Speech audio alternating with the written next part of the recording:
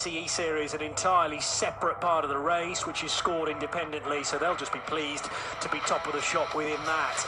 A reminder of this great venue then that we come to year in, year out in January to kick off the motorsport year, separated into three sectors, and the long run where you reach 255 kilometres per hour in the big GT cars before downhill, tricky braking for turn one. Turn two is not really a corner, although you do pitch the car left and over the curves there, but no braking necessary. Then the sweepers at 4, 5 and 6. Tricky to get the car set up for 7. Very late apex, turning right. And then towards the natural bowl at 8 and 9. 115 kph on the approach. That's the end of sector 1. And then there's the long run down the back straight, which runs at 45 degrees to the main start finish. You're at 65 kilometres per hour once you've slowed the car at turn 10. 11 is tricky, climbing uphill into 12, where again you dip just below the 75 kilometre per hour speed limit. And into the final short sector, 13.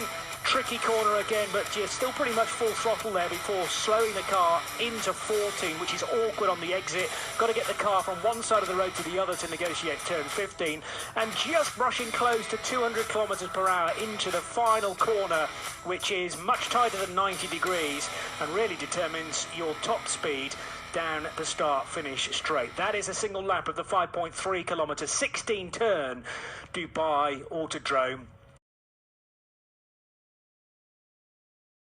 Prime time to give you the full grid just before the cars are released onto the formation lap. Herbert Motorsport getting a first pole for Porsche then in 6 years, a 156.553 the time for Bachler, Muller, Kolb, Triller and Herring. And if you are joining the radio coverage on RS1 with some pictures, the graphics have one driver underlined. That is the starting driver. So in the case of the number 92, it's Bachler. In the case of the 7, Dynamic Motorsport Porsche, Matteo Cairoli, who is joined by Stefano Monaco, Mauro Calamia and Roberto Pampanini. Names more familiar, actually, latterly anyway, Calamia and Pampanini with Lamborghini racing rather than Porsches. Be interesting to see how they get on.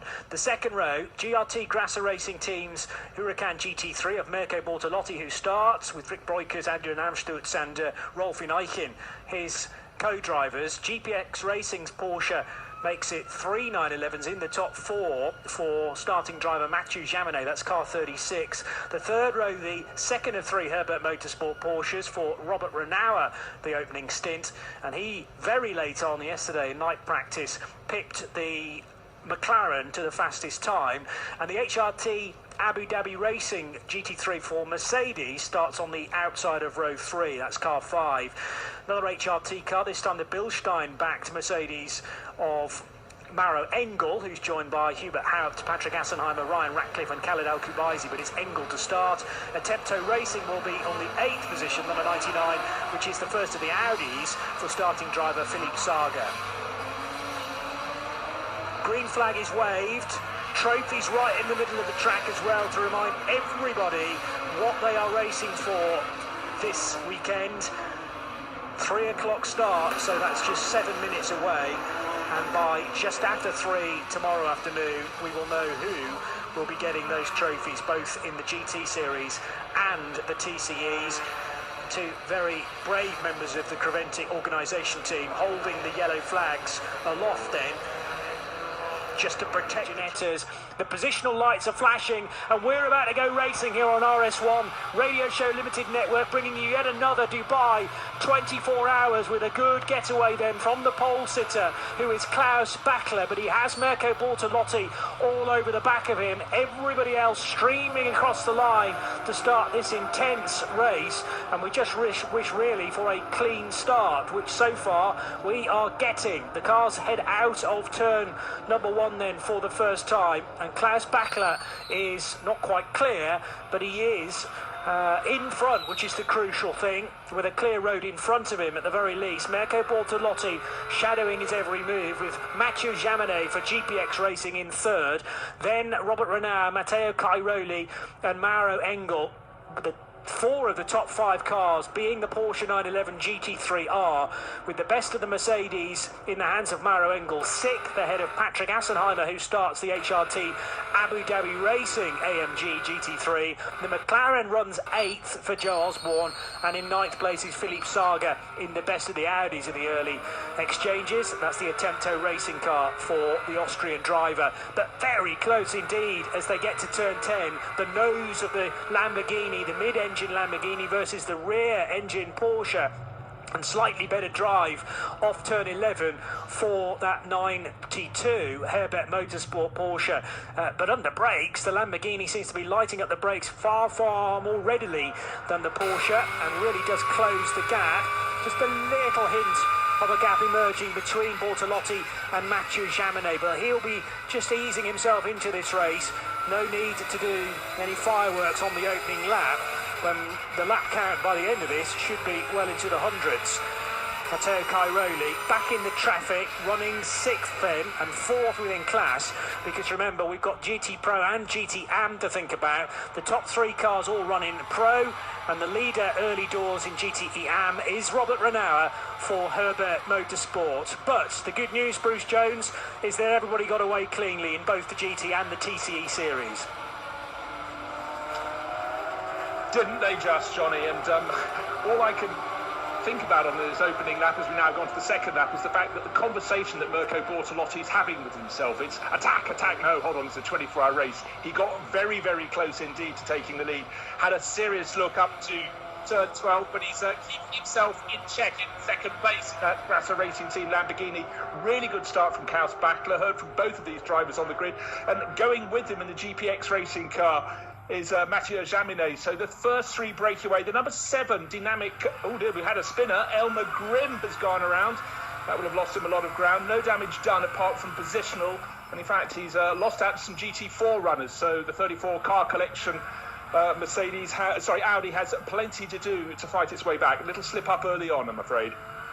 Yeah, and some of the middle order runners in the GT series able to get past Elmer Graham, who has been getting faster and faster, certainly through 2020, able to track the progress of Elmer Graham, who again is being run by Car Collection Motorsport. I think it was ever thus within the 24H series. Mathieu Jaminet, though, showing signs on the opening lap of just drifting very slightly away from the top 2, is starting to turn up the wick and pose a distraction for Mirko Bortolotti, with Robert Renauer running in 4th place. Mauro Engel, still the best of the Mercedes, in 5th, and in 6th position, Matteo Cairoli for the Dynamic Motorsport Italian team. Cairoli originally from Como in the north of Italy, and still only 24 years old, even though it seems like he's been around the block for far longer than that. And it's his flat 6 you can hear in the background, incidentally, with the instantly recognisable paint scheme for the Mercedes ahead, which is the Bilstein-backed HRT car of Mauro Engel. But once again, Joe, the surroundings at Dubai Autodrome echoing to the sound of various GT cars that sound wonderful as they head along the main straight between the pit lane building and the main grandstand. Doesn't seem that long ago, Johnny. The first race held here, the first Dubai 24 hours, held in 2006. This Dubai Autodrome was out in the desert. There was nothing around it, and the urban conurbation has just kind of spread. The urban sprawl has spread, and now it lies right in the middle of an area of where there is quite a heavy population.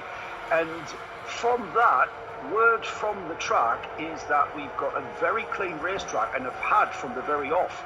Now, usually this track has a layer of dust, quite understandably, being in the desert. You can see, if you look on the live stream, you'll see that it's quite sort of barren.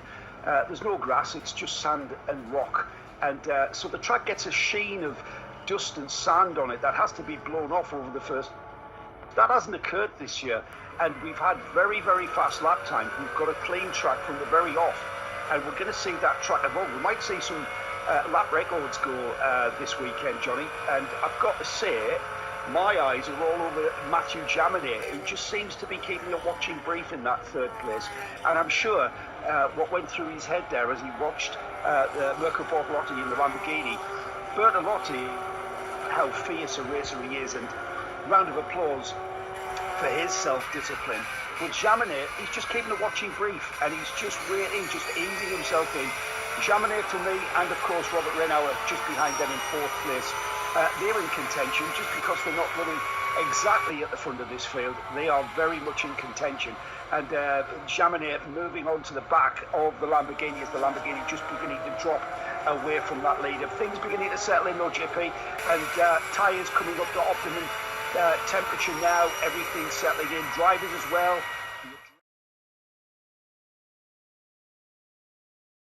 Cars, just on 50 cars. Has kind of spaced things out, left more room, and maybe that sort of lulls people into a sense of security in making moves. And we've still had incident, we've had potentially less incident, but to not, I think this year was perhaps a great opportunity to see that record laps completed be actually achieved. What we didn't factor in, of course, was mechanical problems. And we've seen plenty of cars having all sorts of mechanical problems, the usual stuff, gearboxes, engines, electronic systems that are going down. I'm not sure at Dubai we've seen that many suspension breakages in the past.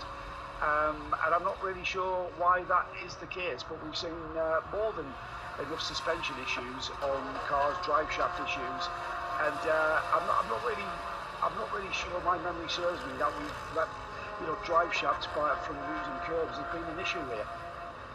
Well, it's a suspension. I think it's a false.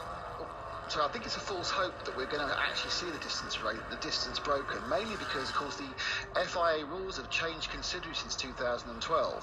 And whenever a course vehicle is on the track, you are supposed to throw a race neutralising flag. That wasn't the case back in 2012. So what we've seen is some of those cars which would have just been towed back from the outside of the concrete boundaries of turn 7 and towed back into the service roads. That wouldn't have thrown a code 60. So we're always going to get more short code 60s. What also happened, of course, overnight is we had a couple of long ones due to, still to me, unexplained safety issues. So I think that's why we've missed the lap so much this time. But I think the chances of only getting 7 code 60s, even short ones, is so remote now because they have to pull the code 60 far more than they did back in 2012.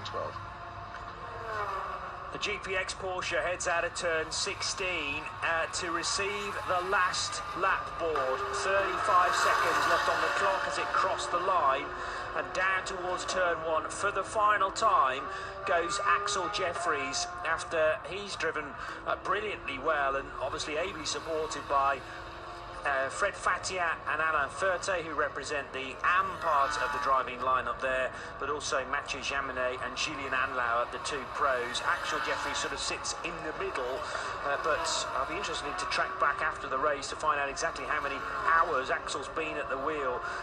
This is testament to his growing talent, I would say, and also don't forget, this is Axel's first major sports car race behind the wheel of a Porsche, when he's done all that mileage previously in a Lamborghini with Conrad Motorsport and for other runners that have turned out both sprint Lamborghinis and the longer distance versions, because in the Super Trofeo world he's actually a 3-time Middle East Super Trofeo champion, so vast experience in Italian machinery, less so in the rear engine Porsches. Also over the line for the final time is the Top Car Sport Cupra for Fabian Dance. The next time that car completes a lap, it will be the end of the race for the TCE part of the event as well. Axel just needing to thinks about getting by the 991 Porsche from NKPP, which in turn is leading its class, and decides, actually, I can be patient here, wait for a slightly better opportunity, which was on the brakes